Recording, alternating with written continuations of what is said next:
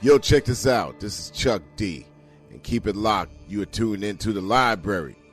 The Lies Are Buried with Tim Einenkel. Right here, right now, rapstation.com.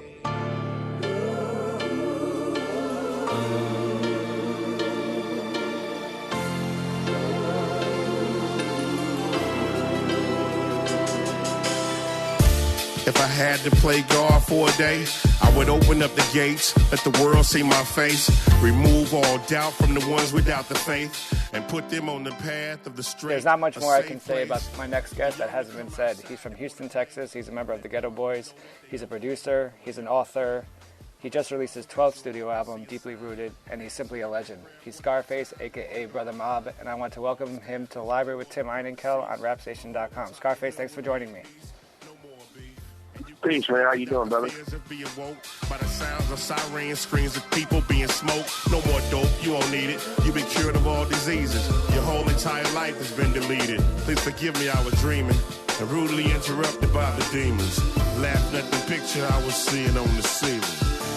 Who listens when we pray? So, of course, there are a lot of themes in the album, Deeply Rooted. You focus on redemption, lessons learned from the past, not forgetting your roots, respecting where you came from, etc. You've been doing this for some time. You have 12 studio albums and 7 Ghetto Boy albums, and you've traveled around the world. How do you stay connected to your roots?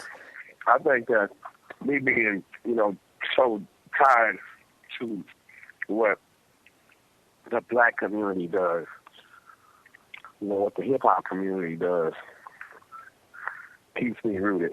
So tied to my family. The way I was raised and brought up. That's what I mean by deeply rooted.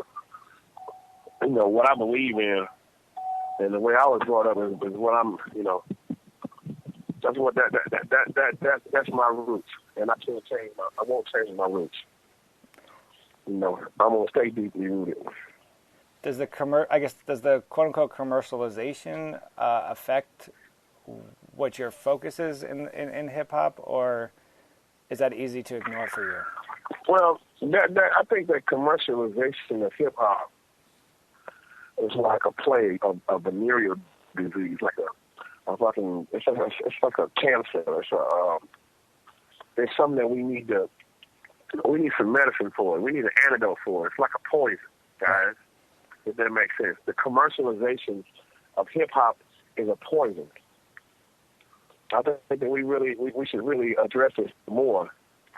We should really address the powers that be, because the commercialization of something so genuine and authentic takes the authenticity out of it. You know what I'm saying? Right. If you commercialize underground music, then it's not underground music no more. If you commercialize a mom and pop, chicken and waffle spot, it's not a mom and pop no more. And that's what happened to all the mom and pop stores to begin with. You feel me? Yeah. Remember we had mom and pop. The mom and pop record stores kept the music alive in the community. The reason why the music is dying in the community is because we don't make records no more. And shout out to Cactus Music, man, for keeping their albums. It's Cactus Music in Houston. They sell albums out of that place because they'll tell you that you can't roll a joint on a download. You see what I'm saying? Yeah. You can't roll a joint on a download. And at the end of the day, that's the most important part of our community, man, what we listen to. That's the heartbeat that drives the hood. I know people want to embrace hip-hop and take it and make it their own, but commercializing it is taking away from the authenticity of it. When you commercialize something so genuine, man, it turns into a poison now. Yeah. I just left for high school today. I was talking to these kids, man, and these kids really got their head off straight, man. But at the same time, I wonder what they feeding them as far as what they listening to. Right. I grew up on Public Enemy and Marvin Gaye and Parliament and shit like that. But today, it's going up on, I don't know. Do you think that with this commercialization of hip-hop that it helps keep the culture alive, or do you think that the roots of hip hop are so strong that even if rap music, yeah, man, I think you kill it. I think that kills it. The commercialization of hip hop killed it. You know, there's no respect in the hip hop no more. You know, yeah, I mean, you don't need nothing to keep hip hop alive. Hip hop is already deeply rooted. The roots are deep, man. right? How you gonna commercialize some shit to make it stay around forever? Fuck no, that's how you kill it. Anything that was ever commercialized died. Right. Anything that you can put your hands on to commercialize, it died. Let me give you an example of the commercialized. Look at shit, hip hop, perfect example. See, back in the gap, we had a certain level of you let certain shit through the cracks, and then you hit it with a lot of great shit. You know what I'm saying? Mm-hmm. You let some terrible rap get through, and then you flooded out the terrible rap with the great rap, right? Right. Now you've got a lot of terrible shit going on. Outside of artists like Drake and Kendrick and a couple of more artists that's not really coming to mind right now, but that's dope, you know, like some dope ass artists. You got a couple of dope ass artists, but the dope ass artists are being flooded out by the bullshit now. Right. Accountability is very important in this community, man. I fucking hate the way it went. You know, the way this game went. Do you think it's reversible now, the commercialization, or no? Until we start controlling out what our community is, we're dead. It don't count no more. It don't count no more. The commercialization. What does that mean? Attaching to it and fucking it up? Is that what commercialization means? Yeah. To attach to something and fuck it up. Hip hop, the beat of the streets. Turn it back to the beat of the streets. Make everybody rap now. I remember Blast Massacre one year. Man, you couldn't get on stage rapping, whack around these rappers. You couldn't rap whack. I want to get back to. I want to get back to your album, Deeply Rooted. You know, you have John Legend appears on the record, God. Besides him having an incredible voice, what was it about his voice that kind of meshed with what you were trying to put across this track? What was it about his voice? That question right there would be left up to the person that answered that asked that question and the listener that heard it. Right. You know what I'm saying? Some songs are just meant to be. You know, with John Legend and the track that John Legend and I made, it was a no-brainer. You know, and this record was made a long, long time ago. He's a great artist. He's a great writer. And I just love his soul. You know what I'm saying? I love what he does with music, man. I always thank God for John Legend, always. Because he's saving the music. You know what I mean? Like, it was important to save the music. And that's one of the keys that I honestly can say is saving the music. There's not very many kids that I can say is saving the music. John Legend is definitely saving music. Like, save the music, guys. Let's not lose our music, bro. Right. Let's not lose that. Like, it's ours. Like, save it. Right. I remember growing up, man, you had every other house or block that had a band. You know, everybody had a band.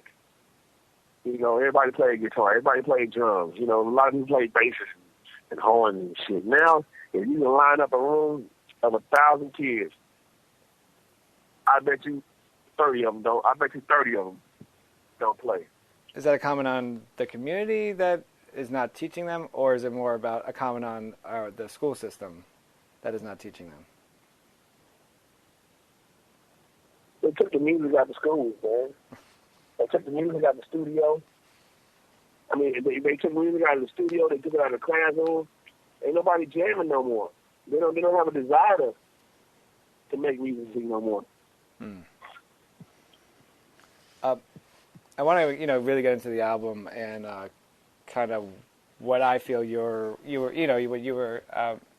questions about what you were trying to get through a bunch of the singles or the tracks on the album. Oh, I don't have no goals, man. I just wanted to make good music, man. You'd be wasting your time answering about all those songs.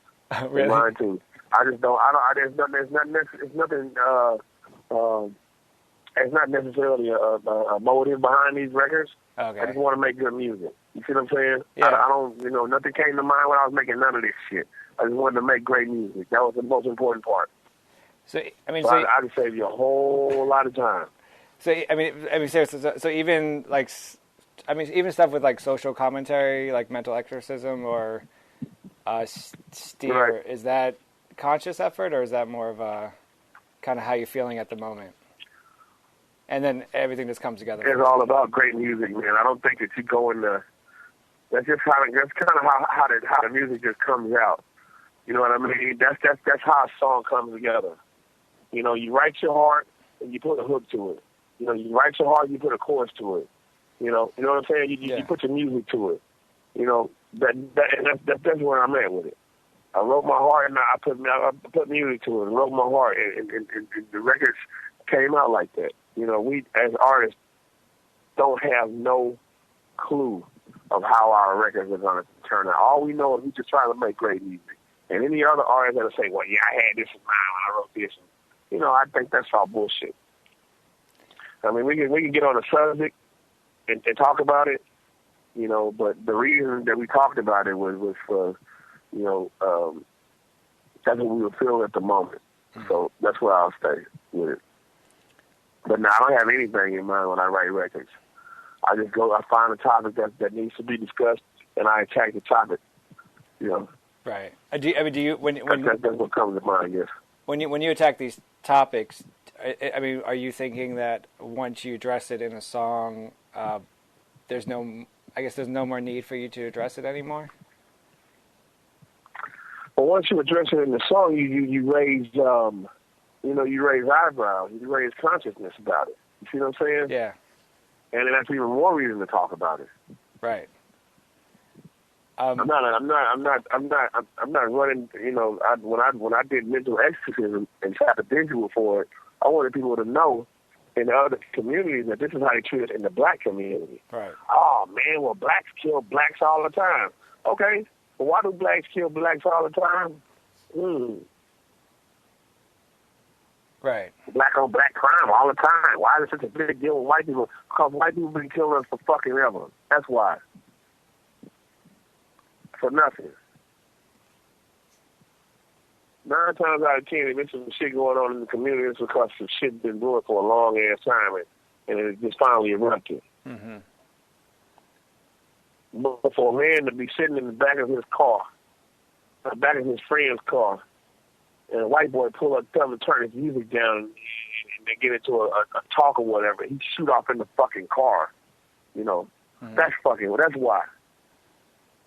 That's why it's such a big fucking deal. Because they were not provoked to fuck with us in the first place. He was not provoked to fuck with that little dude in the first place. Mm-hmm. The cop was not provoked to fuck with this unarmed black kid any fucking way. Why were you fucking with him? Why did you shoot this man down in the middle of the street? He reached for his gun. He reached for my taser. He took my taser. It was a goddamn lie. You shot that man running from you. Mm-hmm. Why? You have to draw attention to this shit, man, in order to get them to stop. Otherwise, we're gonna be repeating the 1960s, and then after repeating the 60s, you see the 60s and came back to hunt us and bite us in the ass. Pretty soon we're gonna go back to slavery. Mm-hmm. We're gonna be the black community gonna be like a third world fucking country, and we don't snap out of this shit. A third world country, no economy. People are going to be coming in from out of the country, selling shit in our communities to us, capitalizing on our dollar, and we sitting in this motherfucker just watching it happen. Come on, y'all. When you if just go back to your writing, when you obviously just spoke very passionate about this, is writing for you, does that help you make kind of more sense of it? When I was growing up, my social skills were to a minimum. All I wanted to do was fight. Right. So, in order to express myself to somebody, I would have to write, music. I learned to write music was a way for me to express myself, besides, trying to fight a motherfucker because I couldn't communicate with them in the manner that I wanted to, or the manner in which they would understand me, and we made sense of it all. So, I guess so. There's I think there's a powerful line in the track "Steer" featuring Rush Davis, and you kind of talked about this on you talked about this a little bit on Ice-T's Final Level podcast when you guys talked about the death penalty. So the line is, "I'd rather be carried by 6 than judged by 12." So it seems like it's a line that you're choosing death over the possibility of going to jail, right? Can you kind of talk about that a little? Ultimately, at the end of the day, man, we're not going to get a fair shake of the judicial system because for one, the shit wasn't designed for us in mind in the first place. Right. So yeah, I'd rather be carried by 6 than judged by 12. Because I know I'm not going to get a fair shake any fucking way. They'll lock me up for the rest of my life for a fucking parking ticket. And there's nothing that we can do about it. There's nothing that we can do about it. That's not the law. That is the fucking law. The laws don't they don't apply to us. We got the same law. We don't even have animal rights. If you look at it, if you look at everything that goes on in the system, the judicial system, you'll realize that we've always got the short end of the stick when it came to sentencing. They sentence us different. They punish us different for the same crime. All right? You ever been busted with a weed before? No. Exactly. Have you ever been to jail before? No. Have you ever had a traffic ticket before? Yes. Oh, okay. Well, did they make you get out of the car and lay your ass down and go run through your shit? No. So I admit that, no. Yeah, well, they're going to do me like that. They're going to pull me over for speeding.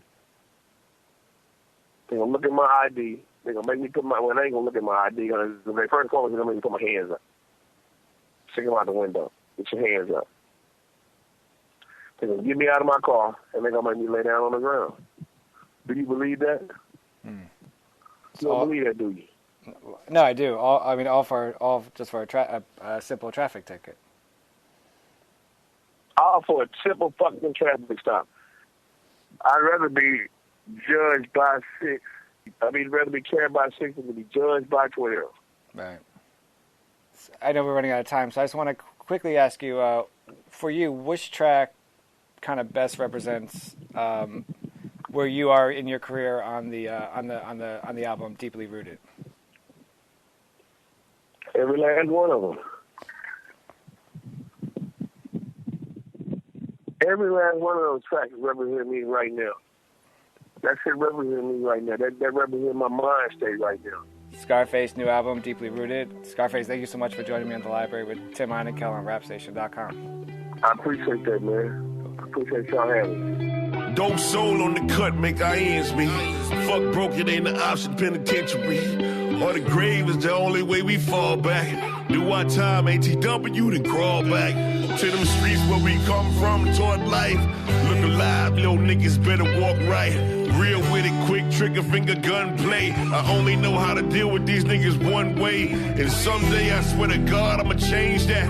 But I can't, cause them evil demons came back. And when I'm high, y'all, I can't explain what it feels like, wishing I could die and just end the pain. Man, I've been a loyal dude, and you can trust that. But loyalty versus greed equals fuck that. I need to talk, but it ain't no one to listen. Lost the side of mental exorcism. Sometimes I close my eyes, trying to hide from the pain. Things in my past are catching up fast. Life against the grain. Just one time, wanna clear my mind. Silencing so loud. If I could, I would fly away and live my life beyond the gray clouds. I woke up from a dream, feeling all good. Pray for better days ahead, but what was y'all doing? Lost, stuck at a stand, still waiting for a handout. Hustling for tennis shoe paper, never panned out. My sister tripping, got my grandmother stressing, cause she's only 17 and she's already pregnant. Another segment of them ghetto soap operas. BG's is tripping, ain't nothing left to stop them. Uncle in jail, daddy dead, and they mamas can't teach him how to be men, grow up being followers. The streets swallow them, let life overpower them, then off to the pen where them old hands devour them. crash tested a dummy high volume. Only God can judge, but y'all niggas is comical. 90% of our future's off in prison. Prescription for my mental exorcism. Listen. Sometimes I close my eyes, trying to hide from the pain. Things in my past are catching up fast. And life against the grain. Just one time, just wanna clear my mind. Silence seems so loud. If I could, I would fly away and live my life beyond the gray clouds. Another kid killed in cold blood. A mother's heart broke. Family cried on the first pew, my heart spoke. Hurtful words I would never dare speak in the house of the Lord. Still, I'm in the devil's reach. I don't want to hear the preacher preach. That shit a lie, plus he knowing how that evil be. But who am I to judge a man when I see him trying? Fox News trying to justify him. It ain't no way that you can clarify. In cold blood, our little homie's dying. Another sign of the times, but it's terrifying. That you could kill us off, have us outlined in chalk, get arrested, go to jail, go to court and get the fuck off. That shit is fucked off. We worry about the money loss, while the Klan's about to light another cross. I ain't denying it. I speak from intuition, exhausted from my mental exorcism with wisdom. Sometimes I close my eyes, trying to hide from the pain. Things in my past are catching up fast. Living life against the grain. Just one time, just wanna clear my mind. Silence seems so loud. If I could, I would fly away and live my life beyond the gray clouds.